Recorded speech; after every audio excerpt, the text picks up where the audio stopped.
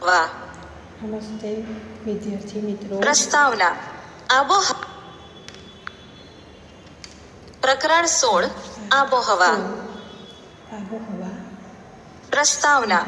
આબોહવા એ વાતાવરણની લાંબા ગાળાની સરેરાશ પરિસ્થિતિ છે.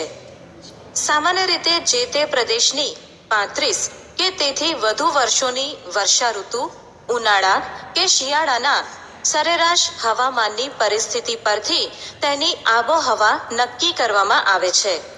ટૂંકમાં, આબોહવા એ ઘણા વર્ષોની લાંબા સમયગાળાની હવામાનની વિવિધ પરિસ્થિતિઓની સરેરાશ છે. હવામાન એ વાતાવરણની ટૂંકા સમયગાળાની સરેરાશ પરિસ્થિતિ છે. દિવસ દરમિયાન કોઈ પણ સમયે હવામાન બદલાઈ શકે છે. હવામાન બદલાવાનો આધાર હવાનું તાપમાન, હવાનું દબાણ, ભેજ, વરસાદ, ધુમ્મસ કે વાદળોનું પ્રમાણ વગેરે પર રહેલો છે. આપણી ખેતી પ્રવૃત્તિ પર હવામાનની ઘણી અસર થાય છે.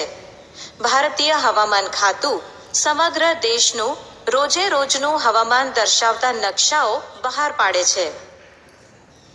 ભારત આબોહવામાં ઘણી વિવિધતાઓ અને વિલક્ષણતાઓ ધરાવતો દેશ છે.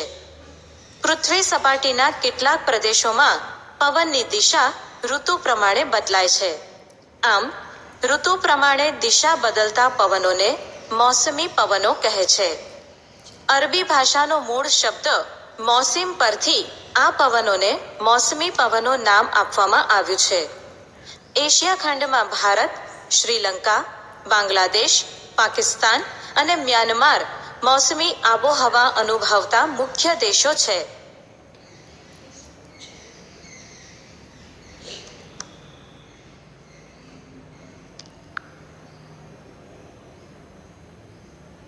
ઋતુ પરિવર્તન. ઋતુ પરિવર્તનના મુખ્ય કારણોમાં પૃથ્વીનું સૂર્યની ચારે બાજુ પરિક્રમણ ઉપરાંત પૃથ્વીની ધરીનું નમન પણ ભાગ ભજવે છે. પૃથ્વીની ધરી 23.5 ડિગ્રી નમેલી છે અને કક્ષાની સાથે 66.5 ડિગ્રીનો ખૂણો બનાવે છે. પૃથ્વીના ધરી નમનને કારણે ઋતુઓ થાય છે. વધારે સમય સૂર્યપ્રકાશ મેળવતા વિસ્તારોમાં ઉનાળો અને ઓછો સમય સૂર્યપ્રકાશ મેળવતા વિસ્તારોમાં શિયાળો અનુભવાય છે. 22 ડિસેમ્બરે સૂર્યના કિરણો મકર વૃત્ત પર લંબ પડે છે. આથી દક્ષિણ ગોળાર્ધમાં ઉનાળો અને ઉત્તર ગોળાર્ધમાં શિયાળો અનુભવાય છે. તેથી ભારતમાં રાત્રિ લાંબી અને ઠંડી અનુભવાય છે. તેવી જ રીતે 21 જૂને કર્કવૃત્ત તરફ સૂર્યના લંબ કિરણો ઉત્તર ગોળાર્ધમાં પડતા હોવાથી દિવસ લાંબો બને છે.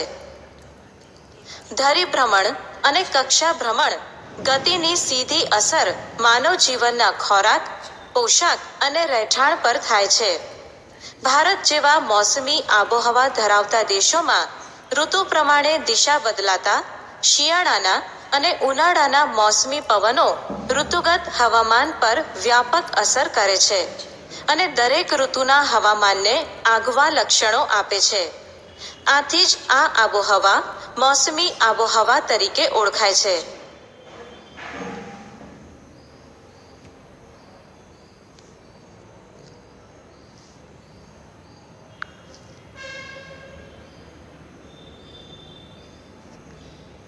ભારતની આબોહવાની વિવિધતા. ભારતની આબોહવામાં અનેક બાબતોમાં ભિન્નતા છે. દક્ષિણ ભારત દ્વીપકલ્પીય પરિસ્થિતિ ધરાવતો હોવાથી દરિયા કિનારાની સમ આબોહવાનો અનુભવ કરે છે, જ્યારે દરિયા કિનારાથી દૂર જતા ખંડીય આબોહવા અનુભવાય છે. ઉત્તર ભારતનો ઘણો ભાગ દરિયાથી દૂર હોવાથી ત્યાંની આબોહવા ખંડીય છે. ભારતની લગભગ મધ્યમાંથી કર્કવૃત્ત પસાર થાય છે. દક્ષિણ ભારત ઉષ્ણકટિબંધમાં અને ઉત્તર ભાગ સમશીતોષ્ણ કટિબંધમાં આવેલો છે. પરિણામે દેશના જુદા જુદા ભાગોમાં આવેલા સ્થળોના તાપમાન અને વરસાદમાં ઘણો મોટો તફાવત નોંધાય છે. દાખલા તરીકે, ઉત્તરે કાશ્મીરમાં આવેલા લેહ તથા દ્રાસનું તાપમાન શિયાળામાં -45 ડિગ્રી સેન્ટીગ્રેડ સુધી નીચું જાય છે. રાજસ્થાનમાં આવેલા શ્રી ગંગાનગર તેમજ અલવર ખાતે ઉનાળાનું તાપમાન 51 ડિગ્રી સેન્ટીગ્રેડ જેટલું ઊંચું નોંધાયેલ છે. ચેરાપુંજીથી આશરે 16 કિલોમીટર દૂર આવેલું મૌસીનરમ પણ 24 કલાક દરમિયાન પડેલા મહત્તમ વરસાદી સ્થળ તરીકે પ્રસિદ્ધિ પામ્યું છે. જ્યારે પશ્ચિમ રાજસ્થાનમાં આવેલા રણ પ્રદેશમાં સમગ્ર વર્ષ દરમિયાન કેવળ 10 થી 12 સેન્ટીમીટર વરસાદ પડે છે. દેશમાં કોઈ એક પ્રદેશમાં પૂરની વિકટ પરિસ્થિતિએ ભયંકર તારાજી સર્જી હોય અને બીજા પ્રદેશમાં વરસાદ ન પડવાને લીધે દુષ્કાળ અને ગરમીની પરિસ્થિતિ સર્જાયેલ હોય એવી વિરોધાભાસી આબોહવાકીય સ્થિતિ આપણા દેશમાં જોવા મળે છે. ગાજવીજના તોફાનો એટલે કે થંડર સ્ટોર્મ, ધૂળની ડમરીઓ અને ઉષ્ણ કટિબંધીય ચક્રવાતોની વિનાશક અસરો કેટલાક પ્રદેશોમાં થતી રહી છે. આમ ઋતુગત હવામાન અનેકવિધ રીતે અસરકારક નીવડે છે.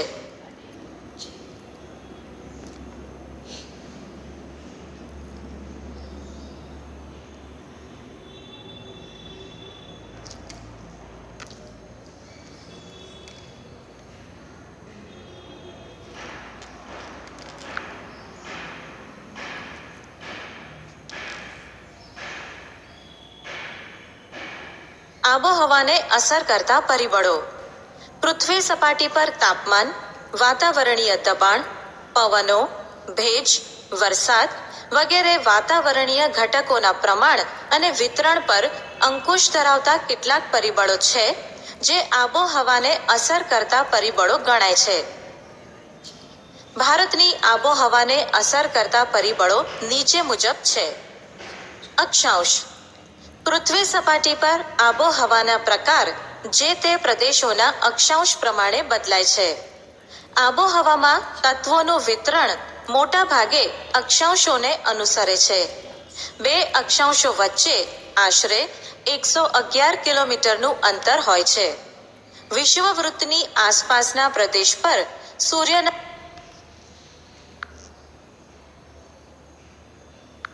બે અક્ષાંશો વચ્ચે આશરે એક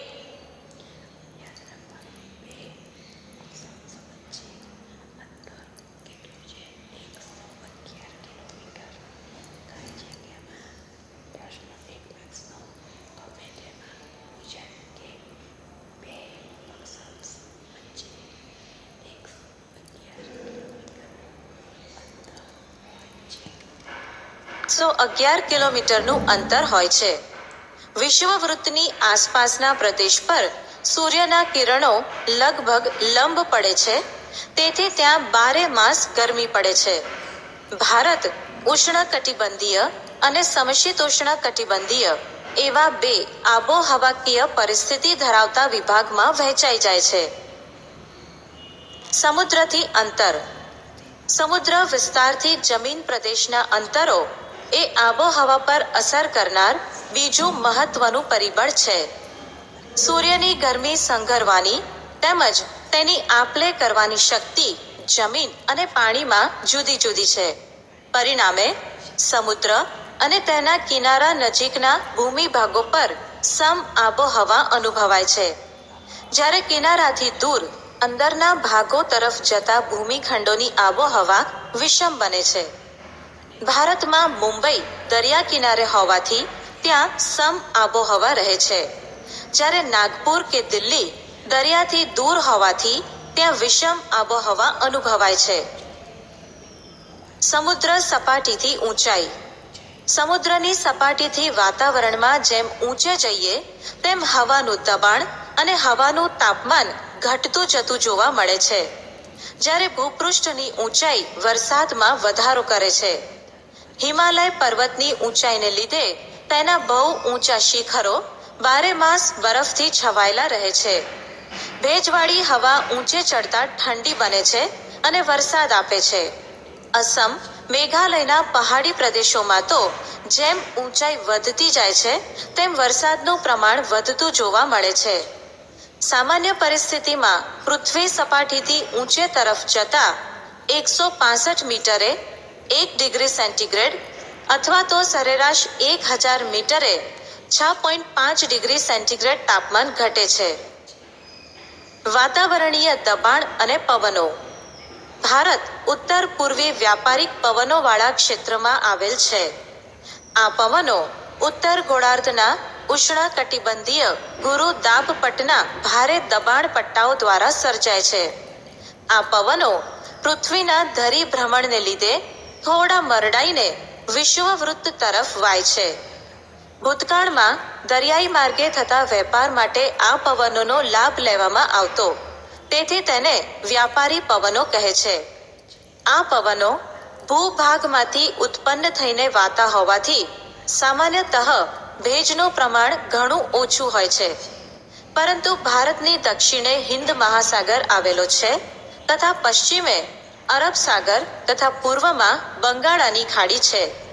આ વિશાળ જળ રાશિને લીધે તેના ઉપરથી વાતા પવનો ભેજવાળા બને છે અને ભારતમાં વરસાદ લાવે છે.